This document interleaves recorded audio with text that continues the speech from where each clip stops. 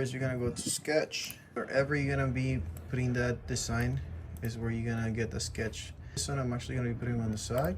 I like to draw a line in the middle. I know where the middle's at. Put a polygon, make it 5, 6 angles to create.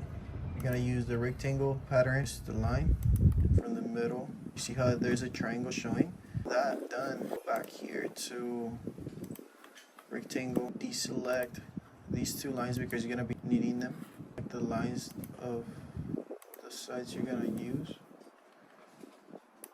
You see, it opens up. I'm gonna use 10.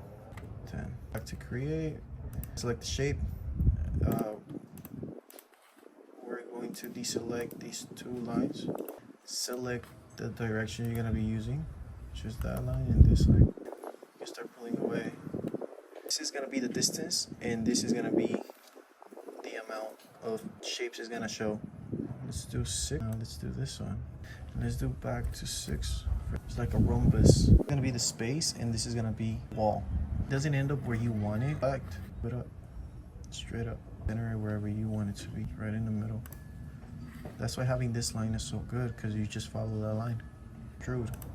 Like I said, these are the ones you select. Say I select this, that's where it's gonna end. This one we're gonna be cutting.